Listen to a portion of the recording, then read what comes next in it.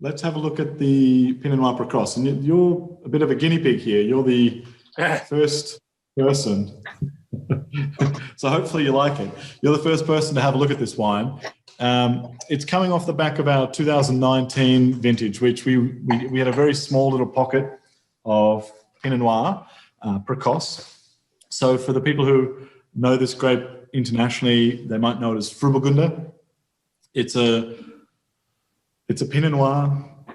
We can sell it as Pinot Noir, but I like to be clear with the clone in this case, because I think it's not a clone that you would classically see in Burgundy. So I think the style is different. Pinot Noir Precoce will be slightly different in style compared to what is maybe the expectation from Pinot Noir. I completely agree. That's important people understand the difference, because also with New Zealand Pinot Noir, they make beautiful red wines. As you say, it's the same thing. Even though the grape is slightly different, it will have a lot of different texture, a lot of different aromas, mouthfeel, and so forth. And by identifying that on the bottle, it gives the consumer a little heads up. As you say, it's from the same parentage, but slightly different. We had this discussion a little bit beforehand, but red wines in the UK, it can be a challenge. So compared to the Bacchus, you need more sunshine typically to get reds right. It's that simple. So to get the ripe qualities in a red grape, it usually takes a bit more sunshine than even the UK can offer. So we do start to look for these other varieties. So Rondo is one. On top of my head, there's Dornfelder, obviously Precoce. These are these early ripening clones. So of them, this is the clone that I'm the most excited by. It just isn't going to hit the style of Bordeaux or the Rhone or the big, heavy, full-bodied reds with big tannin structure. That isn't the style that we should shoot for in the UK, and it probably shouldn't be the expectation. Where we can land, you have to imagine cool climate regions around France or Italy that are making good quality reds. We're on the cooler end compared to them even. So back to Savoie, back to Jura, German Riesling, German Pinots they have more ripening potential than we do. So you really have to put the frame down. Where I like to lean is back to this Beaujolais Village, easy drinking red. I think that's the style that we can really nail in the UK right now. And you see a couple of producers even this year doing, a Pinot early release this year. You might have seen Sharpham did that. I was like, that's exactly the style that the UK should be promoting for reds in my take. That's a really cool idea. What do they call it, like Nouveau release or something for England? But not to go too far off topic, but that's the style I think we're shooting for in the short term at least. Saying that doesn't mean it doesn't have to be taken seriously. We're not making Beaujolais Nouveau. We're making a serious red wine with good maceration, but it is an easy drinking, cool climate Pinot. So buckets of plums, buckets of cranberries, rhubarb, this sort of vibe is very common in the UK. If you have good fruit intensity, that's the challenge in the UK, or can be the challenge. So hopefully the way we do it works. We have these beautiful concrete tanks that we can do the fermentation in. We then press and rack them into barrel. So all the red is barrel aged. The Melolactic fermentation takes place in oak. We use the barrels behind me are sort of examples of them. They're all empty now, but these are sort of just classic Burgundian barrels, but they're used. So they're not contributing a lot of char or burnt flavors. These are fourth use, fifth use. They're there really for the slow micro-oxidation. They're there for the softening and development of the wine rather than adding flavor. Okay. And that just leads back to the point. We're trying to make these fruit-driven, bit more pure wines that are ripe in flavor. They've got the character of Pinot Noir, but they're different. They're English Pinot Noir. So Precoce, I think, is perfect for that. It's like it has fabulous color. It's easy drinking, slightly chilled in the park on a sunny day. That's where I see it. Next to some charcuterie, it's a no-brainer. I mean, it is about keeping things fresh, and that's something key within the English wine industry, because we can get crisp acidity across all ranges of the wines, and hearing you speak about it, then I completely agree with you. We shouldn't try and fight what we can achieve and actually work with it. So as you say, a young wine that's fresh, that's got a firm backbone of acidity, but it's not too austere, that are rounded, and it's very important because it is harder for the English reds to achieve. But that is where, as you're saying, with Pinot Noir Pacross and some of the other producers who are doing Pinot Noir, it seems to be achievable that we can make English red wines that have balance, because that's what's key. It can be off sometimes, and it is trickier. But honing in on it. Agree. Compared to Spain, though, we will have more acidic reds. It's just the nature of the beast. Yeah. So this is the thing. If someone's a Rhone drinker or a strong Malbec.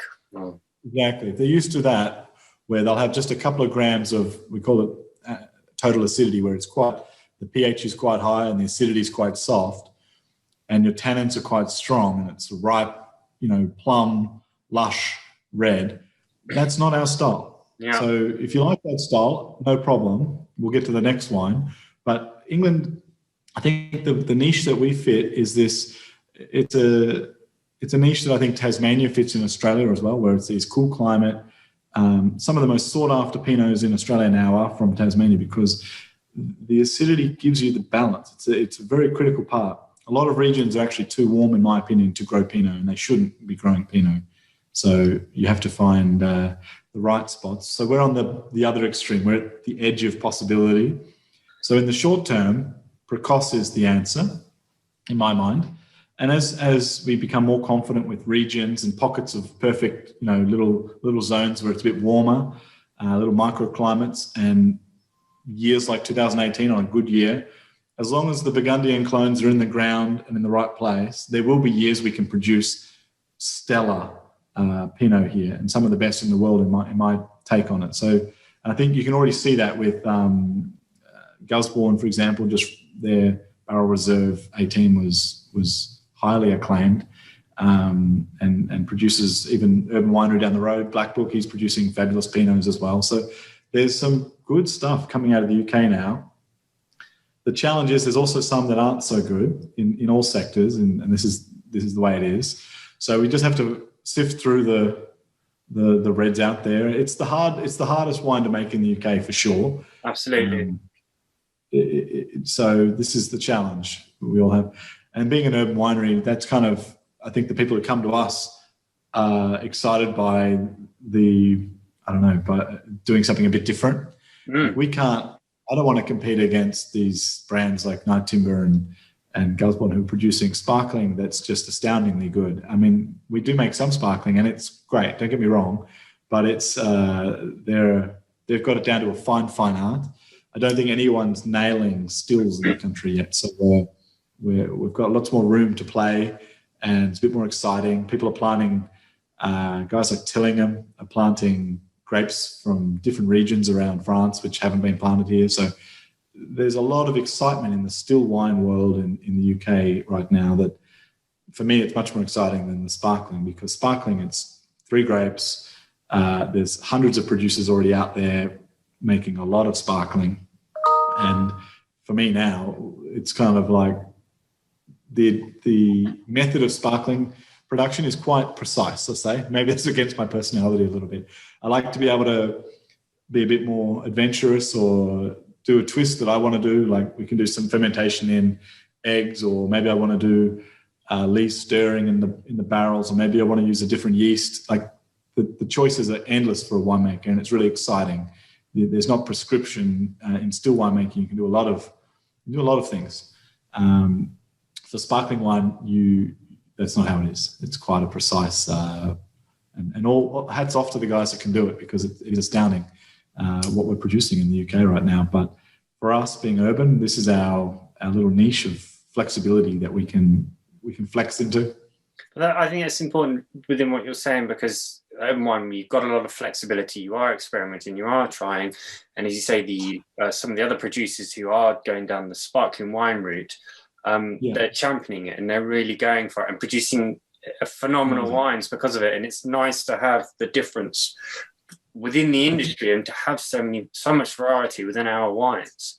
Yeah, and I think I agree with you completely. Having the hero wine of sparkling from the UK makes 100% sense, because if I had a static vineyard and my winery's next door, and it's my money in the ground and my money in the bottle, 100% I'm making sparkling wine, 100%, because it's perfect for the climate and the quality is there. It's exactly what you should do, and it's why everyone's doing it. Where in our situation we have, as I said, we have that flexibility. We can, I mean, it's not quite as blasé as all that. Like I do have long-term contracts with my growers. We build relationships. I've worked with everyone that I've worked with on my first year here. I'm still working with them pretty much. They're the people who produce good grapes and supplied me well.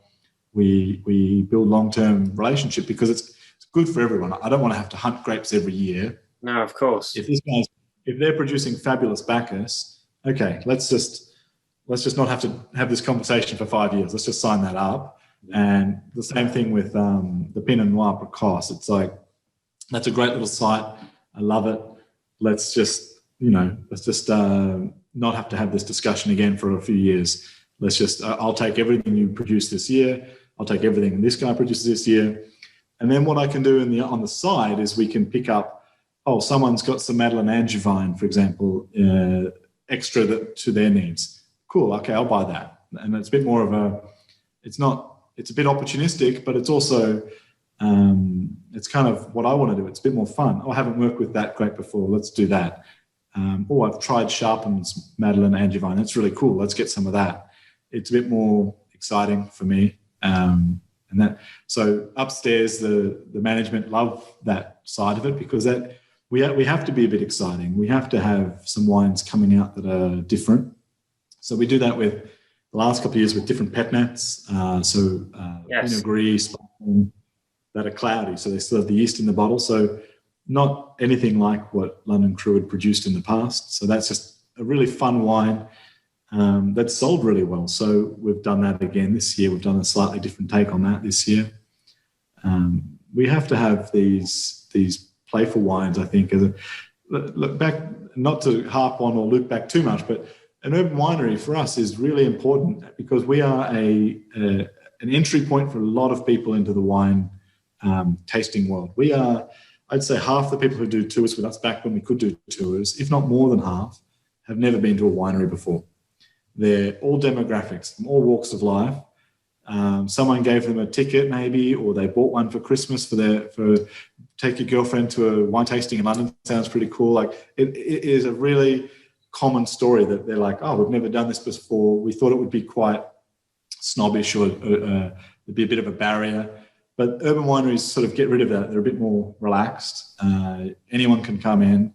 The price point's reasonable. Everything's sort of, between 12 quid to 20 quid for anything. So sparkling maybe 25. It's not going to blow you out of the water.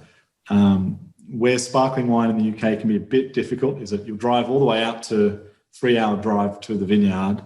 You'll do your tasting, fabulous. But then someone has to drive home. Then you also have to pay £50 a bottle. So if not for an entry point, that might be a bit much for a lot of people. So we are that starting point, get people interested. Okay, that was actually pretty good fun. English wine actually is it's interesting.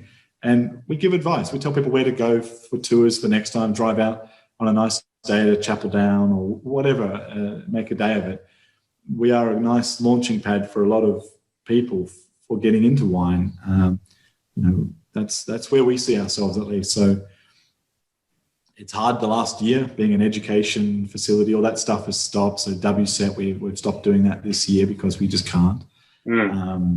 Going forward, that being a accessible place where people can learn about wine and taste interesting English wine is really, for me, that's the fun part. It is. I mean, that's what it's about. It's getting out there, trying the wines, meeting people. And as you say, you're in such a prime position in London, even though there are now a few other urban wineries. I think that's the perfect way to move on to the next wine, Alex. Fine. I have to ask you first, did you like the Precoce? Because you have to say yes, because you're on camera, by the way. Of course I did. You also have to buy a whole lot of it and sell a lot of it. That's never a problem. You should know that. No, but I am really happy with the last two vintages with this Precoce. It's been a really fun journey with me with that grape. I'm really loving that grape. It's turning it to be. I love Bacchus. Let's say Bacchus is my house wine. My wife's a bit sick of it, to be honest. But the Precoce is definitely one that I send to my family back in Oz and to my friends around the world. And I love surprising people that it's a Pinot that comes from England. No one believes it. It's kind of like the statement wine at the moment. It'd be like, look, a red from England doesn't have to be austere. It can be fruit driven. It's all about keeping it a bit simple in my mind and making it just delicious. All right, enough about that. So that's the current wines we're currently doing. So the Bacchus and the Pinot Precoce are the current stills that we're really focusing on the last, since 2017, we've been really focused on English exclusive wine, so sourcing from England. But that's not the story. That's not the whole story of London CRU. So back to start. 2013, we opened the winery here. Winemaker Gavin Monray was the winemaker, and Cliff was the owner back then. When they opened, the concept was to bring grapes in from outside of England. And that made a lot of sense at the time. It's not that far to bring fruit in. Sounds far, but it's not. From Spain in a refrigerated truck, you pick them on Monday and then they get delivered to the next day in London. Yeah. So that's fine. Very, very respectable way to do it. The fruit that you're trying now came from northeast Spain. It's Syrah. So what's fun, this adds such a good story to the London CRU range because it's a wine that we can't make here. We won't make it here in my lifetime. The joke in Australia or some of the textbooks is that by 2080, they'll be able to grow Cabernet Sauvignon and Syrah in Tasmania. So we're probably another 20 years after that, let's say. So yeah, not my lifetime. So Syrah is one of I love the grape. It's maybe it's in the blood, the Aussie blood, but you grow up on it in Australia as a bold grape, isn't it? Yeah, it's a wonderful warm climate, deals well with dry, arid conditions quite well. It has lovely aromatics. What we have here is, so the fruit came from Spain, traveled to London. Once it's in London, the story is very similar to the Precoce. It went into the concrete tanks and was fermented. So we have 3,000 litre concrete tanks. So you can get around 3 tons of fruit into each one. That then is pressed, barrel aged, and then it actually went back into concrete tank for another 6 months after, so it had extended, went concrete tank, barrel, back to concrete tank for another 6 months, and then it went into bottle. And this wine has been an absolute staple for the last 4 years, let's say, for us. So we've had the 2015 vintage and the 2016 vintage of this were from the same region. We've had this listed with Hawksmoor for years now. The idea of this wine is, for me, is just juicy, ripe, red fruit. It's easy drinking at this point. It's 5 years or so, 4 years in bottle. So it's really hitting the perfect drinkability window for what I like. It's got a little bit of texture still, has the tannin structure still, but really beautiful, juicy red fruits. And with steak or barbecue, maybe we're in spring and the sun's out. I'm just salivating about the concept, but it just really pairs so well. It's not too smoky. It's really more about the fruit in this again. So it's a bit of a pure expression of Syrah rather than too structured or too smoky. It's more of that style. So I think also what I was picking up on was also some of the black fruits. I know you mentioned the red, but really like black currant. Yeah. It had a lovely, I want to say sweetness, not as in it's sweet, but it was very well balanced within that. And also some beetroot as well, with a slightly earthiness, which gave it a nice defining edge, which was great. And it's exactly that. So blackberry is a great example. Blackcurrant, perfect for it. And this is so good for our range now, because what we have is a wine that England can't make. So, and it was made here, and it's genuinely, authentically made in London CRU in Fulham. The grapes came from afar. But the fun thing is, when we're doing a tasting, we can always talk about warm climate, cool climate, new world, old world. In that wine, you taste the warmth, you taste the sun, you taste the region it comes from. If you delete the winemaking differences, I mean, there's differences, of course, with Syrah and Precoce, maybe the way you approach it. But at the end of the day, it really is a story for anyone who visits the cellar, or if you're drinking at home. You don't have to hide. If you prefer one wine or the other, that's fine. But that's kind of the journey. It's like, okay, my palate, I prefer this style, might be from Bordeaux, Absolutely. might be from Spain. Now you know that. The story is quite obvious. And from our history, we have these back vintages. We have wines from a Barbera grape, so from Italy, Piemonte, which is also fabulous right now, Grenache. So these are grapes that we will never grow in the UK, but in the London CRU range, they sit quite. It's a bit confusing, I'll be honest, for some people, because they did come from afar. The bottles can't have the grape name on them because of EU laws, and it's a bit of a conversation. So in restaurants, it was great because the sommelier could be like, "Try this wine; it's really great." It's that simple. Try London CRU. You wouldn't believe it. They made it in Fulham. On a supermarket shelf, it's a bit more complicated. Of course. The English wines are much clearer in their story and their ethos, and it makes more sense for us and for me. Since I've been here, we've focused just on England for that reason. It makes more sense, and it's more local, and I can actually have friendships with my growers and go down there. Like on Monday, I went down for lunch with the grower in West Marden, and that's the best. That's the enjoyment you get out of the wine industry. I don't want my grower to be 2 flights away. it's too. I want to be connected and close and know the vineyard back to front. So that's the story we have now. But the wines from our heritage, from 13 through to 2016, are fabulous. So Gavin made some really good wines. So what we have left is a little bit of the red, so the ones that age really well. So the Syrah, the Barbera, there's some Pinot. There's a Cabernet Sauvignon that's really good. And they're all really affordable. Good examples of each style as well. So the Cabernet we use when we train people in the cellar for what a Cabernet should taste like. It's a really classic Cabernet. The Syrah, the same story. So they're good, pure expressions of the grapes they're representing. And that's what it's about as a winemaker. There's my puppy. Is that your dog? You have to have a cameo from Ned. Someone just rang the doorbell. So a little fluff ball. Is that what you think? The joke what he's saying? Whose hair is more fluffy at the moment. We're both getting Sean this week. I lost my train of thought with that. A bit distracting. We'll put the dog in charge. Yeah, there you go. At the door. A bit of a pest. No, it's fine. It's fine.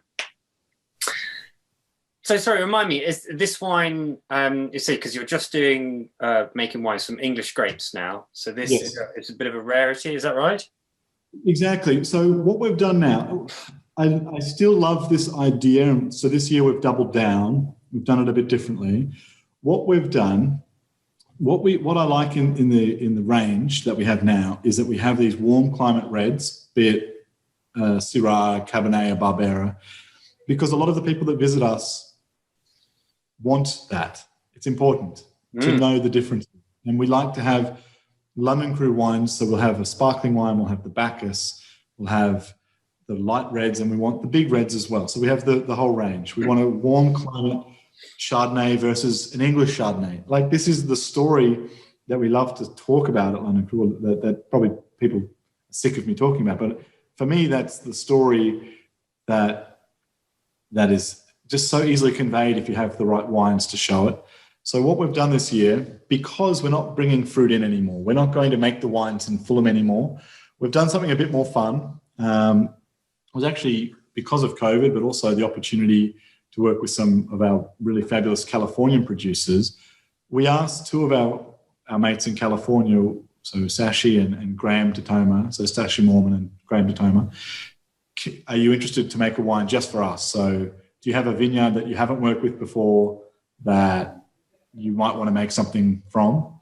And they were both like, yeah, okay, that's cool. So Graham's making us a Chardonnay and Sashi's making us a Pinot from a new site that he hasn't worked with before.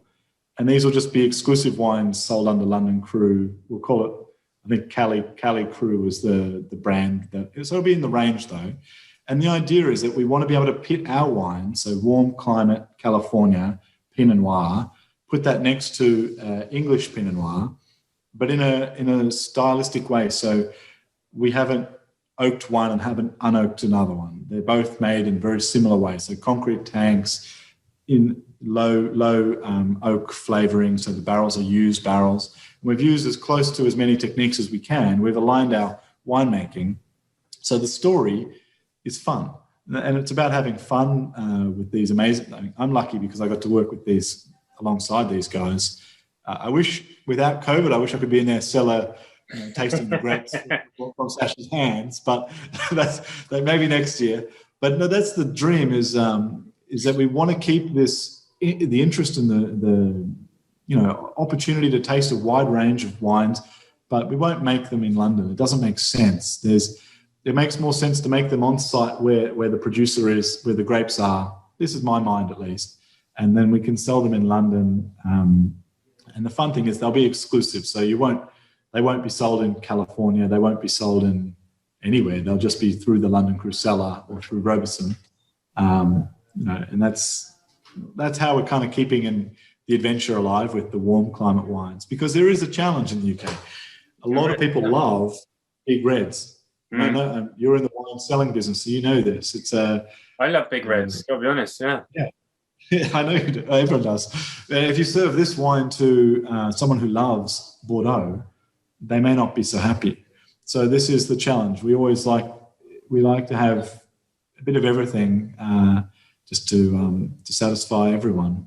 Well, so I think that fits in with your whole ethos of making wines, and London CRU and Roberson, it's the balance and then being able to cater for everybody, but also making wines that are very good.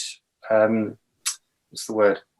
Making wines that represent themselves truly. You're not trying to be something else. It really is. We'll get the big reds from over there because there's no point doing it elsewhere. We got the crisp, fresh English Bacchus, and so forth. And that's really key for winemakers and for people in the industry. Yeah, it's a bit of a joke in Australia, actually. I suppose it's kind of the other extreme is that every winery you go to has sparkling wine, Sauvignon Blanc, Syrah, and every winery has one of everything. Yeah. Which kind of, I don't want to be down that path where we have to do this or we have to do that. But we're lucky that with Roberson we have such a great network of Californian producers. It's one of our cores of the range. And through that, we have a lot of Californian winemakers who are just amazing. So for me, it was just a good opportunity to work with them, but also having a project alongside or doing something different, particularly in these challenging times. Like, it's hard to sell wine in the wine world right now. So I'm sure those winemakers are super happy that we're commissioning them to do these jobs or these winemaking sort of jobs for us, because it helps them, but also it gives us something really fun to talk about. So later this year, when they land, I still have to deal with all the labels and all that rubbish and the shipping and all that stuff to the UK. Once they land, it's going to be super fun to put them next to English Pinots, and not just mine, but it'll be, it's really fun to do the lineup of what's coming out of England right now, the UK. I completely agree with you. Sorry, Alex. No, all I was going to say was I completely agree with you, because imagine being a winemaker. It is a fun job. It is a story. It's the development. And as you say, you get to play with all these different grapes and now these different regions and climates. And the result is going to be what stamp do you put on them as the winemaker? And that's you, and that's London CRU. And it's really important to have that as brands within the wine industry, because there's so much out there. Alex, it's been such a pleasure tasting with you. Is there anything you'd like to mention just before we wrap up? What should I say? Yeah, I have a few things, I suppose. I should tell you what's coming out and when. We've got to do the plug. Absolutely. I wouldn't be a good winemaker if I didn't. So this year was kind of fun. So we'll obviously have the Bacchus. We'll have the Pinot Noir coming out later in the year. The Bacchus pretty soon, so probably May, end of May. I have a Pinot Gris Pet Nat, which is going to be, it's kind of the experimental range again. So that's the sparkling wine under crown cap, which will be with the yeast still in the bottle. So it's a bit of an adventure for some. So the new one's really fun. It's skin contact and pink and orange in color. So it's it's a different style, much more tropical than previous years. And then the final one that's kind of exciting is, whether it's out by Christmas or next spring, will be the sparkling wine that we produced in 2019. So we have a traditional method Pinot Meunier. So it's still in the racks and it's still on lees. And I'll taste it. The plan is I'll taste that in June. If it has enough of the yeasty character, the bready character from the yeast, that'll be the next step. We'll disgorge and put them under cork, and then you'll see them later in the year. So I'm very excited for that. So that's 100% Pinot Meunier from Canterbury. And in 2020, we made 100% Chardonnay, so Blanc de Blanc from West Sussex. So this year, 2021, I'll see if I get my hands on some fabulous Pinot fruit for sparkling, and we'll have the range of champagne grapes, the classical champagne grapes, but individually. So we can, and again, it's about, for the tastings in the cellars, we can run training days on the different grape varieties that are used in champagne and how they're different. But also they taste great by themselves, so you don't have to do that as well. All right, it's sort of a plug and also a bit of a tangent. No, it's fun. It's there's so much there, Alex, and I've thoroughly enjoyed tasting with you. I can't wait to, for these wines to be available, and for us to get them out there and promote you guys. Thank you, Alex. Thank you so much. Thanks for your time, Guy. Cheers again. Pleasure.